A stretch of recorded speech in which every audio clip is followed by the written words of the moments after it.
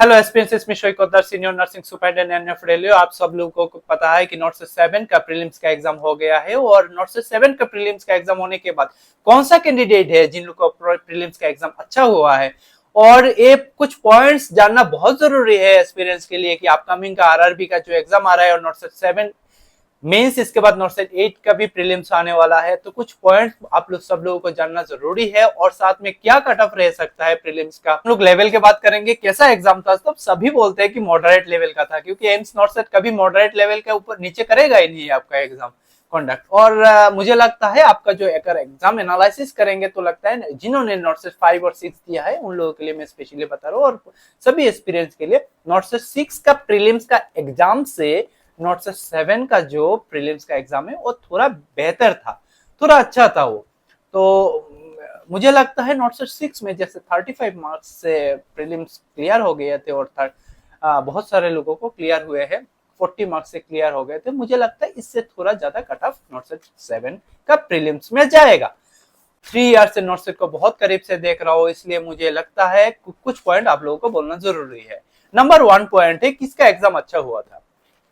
उसका एक ही आंसर है, जिसका थ्योरी अच्छा करके पढ़ के गया है, जिसका थ्योरी क्लियर था, उसका नॉट सेट 7 का प्रीलिम्स अच्छा हुआ। जिन्होंने सॉन्डर्स का पढ़ाई किया है थ्योरी, उसका नॉट सेट का प्रीलिम्स अच्छा हुआ है। एक ही आंसर है उसका और कोई आंसर नहीं है। किसका आंसर किसका अच्छा हुआ है, कौन कहाँ पे कौन सा कोचिंग में पढ़ा है, कौन से सेल्फ स्टडी किया है, किसी ने सेल्फ स्टडी किया है कि नहीं किया है, कोई फर्क नहीं पड़ता है। अगर आपने थ्योरी क्लियर करके गए हो, अगर आप सेल्फ स्टडी कर रहे हो, अगर आपने नोट सेट के लिए सॉन्डर्स का थ्योरी पढ़ के गए हो, देन आपका नोट सेट का एग्जाम अच्छा हुआ। 5 to 7 डेज में आपका रिजल्ट आएगा, 5 to 7 डेज में रिजल्ट आएगा। और मुझे लगता है आपने एक दिन का रेस्ट ले लिया है, तो आज से आप नया करके पढ़ाई स्टार्ट कर दीजिए। नोट सेट का मेंस का एग्जाम के लिए पढ़ाई स्टार्ट करना है, क्योंकि आपका बहुत बड़ा एग्जाम आने वाला है, वो बहुत ज्यादा इंपॉर्टेंट है।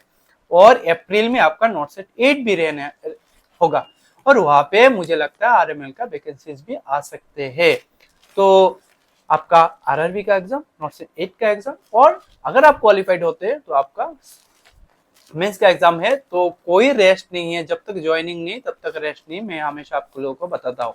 और कट ऑफ बताने के पहले बहुत एक इंपॉर्टेंट बात मैं बता रहा हूँ, वो है 2 दिन में आप लोगों के लिए मैं एक इंपॉर्टेंट वीडियो लेके आ रहा हूँ, जो होगा अपकमिंग आरआरबी एग्जाम के लिए आपका क्या इंपॉर्टेंट टॉपिक रहेगा, क्या इंपॉर्टेंट टॉपिक आपको बहुत अच्छे से कॉन्सेंट्रेट देके करके जाना चाहिए और आपको नहीं छोड़ना चाहिए सब इंपॉर्टेंट टॉपिक। और मैं जो मुझे जितना लगता है बहुत सारा क्वेश्चन आपको इस सब टॉपिक से देखने को मिलेगा। मैं बहुत जल्दी प्रिपेयर कर रहा हूँ, आप सबको पता है मैं विदाउट प्रिपरेशन कभी भी आप लोगों का सामने अभी नहीं आता हूँ। मैं प्रिपरेशन कर रहा हूँ, क्या टॉपिक हो सकता है एनालाइज कर रहा हूँ, बहुत सारा क्वेश्चन सेट को मैं देख रहा हूँ। इसके बाद आप लोगों के लिए कुछ बहुत सारे इंपॉर्टेंट टॉपिक आप लोगों का सामने लेके आऊंगा। मेंस का एग्जाम के लिए प्रिपरेशन करने वाले हो और नॉट सेट 8 का अप्रैल का एग्जाम के लिए प्रिपरेशन करने वाले हो, मैं आप लोगों को स्पेशली बता रहा हूँ प्रीवियस ईयर में जो जो टॉपिक एग्जाम में आए थे नोट सेट का, सेम टॉपिक बार बार रिपीट हो रहा है, लेकिन क्वेश्चन डिफरेंट है, लेकिन वही कॉन्सेप्ट वही टॉपिक से क्वेश्चन बार बार आ रहे हैं। इंपॉर्टेंट पॉइंट्स आप लोगों को बता रहा हूँ, नोट सेट रिलेटेड है वो। जैसे कि नोट सेट में आपका जैसे 5 सब्जेक्ट, जहाँ पे मेंटल हेल्थ नर्सिंग फाउंडेशन, इसके बाद आपका एमएसएन, इसके बाद ओबीजी और पीडियाट्रिक्स से जैसे क्वेश्चन मेजर क्वेश्चन आ जाते हैं, 90% क्वेश्चन आ जाते हैं। एग्जैक्टली ऑपोजिट आपको आरआरबी में देखने को मिलेगा। आरआरबी में आपको रिसर्च, मैनेजमेंट, सोशियोलॉजी, साइकोलॉजी, ये सब से इक्वली, जैसे पेडियाट्रिक्स से जितना क्वेश्चन आएगा वहां से ये सब जो आपका सोशियोलॉजी, साइकोलॉजी, मैनेजमेंट से सेम इतना numbers of question, same question आएगा। ऐसा कोई सब्जेक्ट नहीं होगा कि वहां से ज्यादा क्वेश्चन आ रहा है। तो आरआरबी के लिए जिन लोग प्रिपरेशन कर रहे हो, आपको सभी सब्जेक्ट को अच्छे से देखना पड़ेगा। मैं बार बार बता रहा हूँ आप सब लोगों को। ओके, कट ऑफ बता देता हूँ आप सब लोगों को। यही एक टॉपिक है जिस टॉपिक को लेके मैं वीडियो बनाने के लिए हमेशा बचता रहता हूँ, लेकिन आप लोगों का बहुत सारे मैसेजेस है और आप लोगों का डिमांड है कि आप लोग जानना चाहते हो कि मेरा एनालिसिस क्या है, कि मुझे क्या लग रहा है, क्या कट ऑफ रह सकता है। फिलहाल वो बात अलग है कि नोट से 6 का जो प्रीलिम्स का कट ऑफ था वो 35 मार्क्स से भी प्रीलिम्स का क्वालिफिकेशन मार्क्स हुआ है। तो इसलिए मैं हमेशा इस रीजन के लिए मैं हमेशा बचते रहता हूँ कट ऑफ बताने के लिए।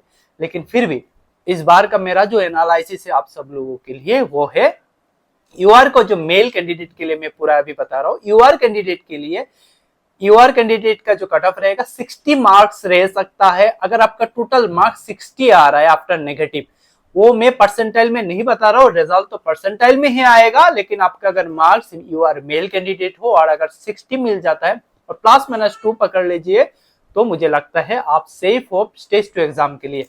सेम ओबीसी जो कैंडिडेट है मेल कैंडिडेट 58 मार्क्स और साथ में +-2 सभी के मार्क्स के साथ +-2 कर दीजिए। मार्क्स से आपका टोटल मार्क्स बता रहा हूँ और आपका रिजल्ट तो परसेंटाइल में आएगा, लेकिन मैं मार्क्स बता रहा हूँ। अगर आप ओबीसी कैंडिडेट हो 58 मार्क्स आपको मिला है, मुझे लगता है आपको स्टेज 2 में आपका नाम आ जाएगा। देन आपका ईडब्ल्यूएस कैंडिडेट 56 मार्क्स जिनको मिला है, ईडब्ल्यूएस कैंडिडेट 56 मार्क्स उनको स्टेज 2 में बुलाया जा सकता है और +-2 है। प्लस होने का चांसेस बहुत कम है, माइनस हो सकता है। प्लस होने का चांसेस बहुत कम है, माइनस हो सकता है। और एससी कैंडिडेट के लिए मुझे लगता है 53 मार्क्स एनफ रहेगा आपका स्टेज 2 एग्जाम के लिए। और एससी कैंडिडेट के लिए 50 मार्क्स मुझे लगता है मेल कैंडिडेट के लिए ये मार्क्स आपको स्टेज 2 में क्वालिफिकेशन के लिए एनफ रहेगा। लेकिन मुझे लगता है इससे ज्यादा जाने के चांसेस बहुत कम है, क्योंकि नॉट सेट है और इसमें इतना अभी आप अगर सोच रहे हो कि बहुत इजी हो गया है, क्वेश्चन बहुत आपको कैरी मार्क बहुत ज्यादा मिल जाएगा, ऐसा बात नहीं भी हो सकता है। तो मुझे लगता है यही कट ऑफ रहने का चांसेस बहुत ज्यादा है। हाई जाने का चांसेस बिल्कुल नहीं है, स्पेशली प्रीलिम्स में तो कट ऑफ हाई नहीं जाते हैं। नॉट सेट में पता नहीं इक्वली आंसर अगर इक्वली लेवल होता है एग्जाम का, फिर भी मेंस में थोड़ा कट ऑफ हाई चला जाता है, लेकिन प्रीलिम्स में हमें कभी नहीं देखा है कट ऑफ हाई जा रहा है। जो भी हो, नॉट सेट में एनालिसिस नॉट सेट 6, 5, 6 और अपकमिंग 7 में क्या हो सकता है ऑन द बेसिस में बता रहा हूँ। जो भी हो, फीमेल का जो कट ऑफ रहेगा, मैं मेल का जो कट ऑफ बताया है उसके साथ -3 और 2, 4 कर दीजिए। -3 to 4 कर दीजिए आपका फीमेल का जो कट ऑफ रहेगा। नॉट सेट 7 का प्रीलिम्स का कट ऑफ का जो मेन आपका जो मेल कैंडिडेट का कट ऑफ मैंने बताया था 60 बताया था यूआर कैंडिडेट के लिए। फीमेल के लिए -3 to 4 कर दीजिए, -3 to 4 कर दीजिए। ओबीसी का मैंने कितना बताया था 58 बताया था मेल के लिए, -3 to 4 कर दीजिए। ईच एंड एवरी मैंने जस्ट सेम ईडब्ल्यूएस के लिए भी -3 to 4, देन एससी के लिए सेम ही कट ऑफ रहेगा आपका, और एसटी के लिए ये कट ऑफ रह सकता है आपका। ओके, सो यही कट ऑफ था। तो मुझे लगता है बहुत जल्दी मैं मिल रहा हूँ और एक नया वीडियो के साथ, जहाँ पे मैं आप सब लोगों को इम्पोर्टेंट टॉपिक के बारे में बताऊंगा आरआरबी के लिए। बिकॉज आप लोग मुझसे आरआरबी रिलेटेड बहुत सारे बात जानना चाहते हैं, सुनना चाहते हैं, और आपको कुछ इम्पोर्टेंट अगर कुछ इम्पोर्टेंट टॉपिक्स के बारे में जानना है, जरूर मुझे कमेंट में कमेंट कर दीजिए। मैं आप लोगों का कमेंट नोट करके रखता हूँ और उसको लेके वीडियो लेके आने के लिए कोशिश करता हूँ। All the best my dear aspirants, thank you so much.